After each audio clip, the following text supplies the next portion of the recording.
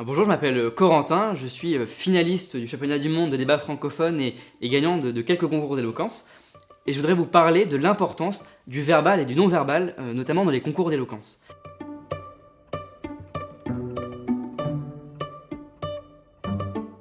Je vais vous dire une chose, les personnes qui vont souvent le plus loin dans les concours d'éloquence, c'est les personnes qui sont à l'origine les plus timides, les plus introverties, parce qu'elles ont tellement peur de l'oral, elles ont tellement peur du concours, qu'elles vont passer des heures et des heures à travailler le verbal, à chercher la meilleure formule, à avoir le discours le plus abouti. Et souvent ça fonctionne, parce qu'elles n'auront peut-être pas la meilleure forme, mais elles auront le discours le plus impactant, les idées les plus originales. Le paraverbal et le non-verbal, ça vient ensuite, pour illustrer, pour rendre le discours encore plus convaincant, pour l'améliorer. Voilà.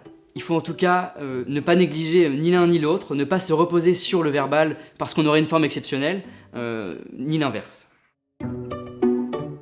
Ma citation Yapuka, elle est issue de l'introduction à la rhétorique d'Olivier Reboul, un livre de rhétorique d'une pédagogie exceptionnelle, qui est la suivante. On ne parle pas comme un livre, mais comme un homme. C'est un peu cette idée de la différence qu'il y a entre la façon de s'exprimer à l'écrit et à l'oral. Le message, il ne s'exprime pas de la même manière. Par exemple, quelque chose à l'oral qui est essentiel, c'est la répétition. À l'écrit, vous développez une idée, le lecteur est dans ses pensées, il ne réussit pas à la comprendre, il va juste relire.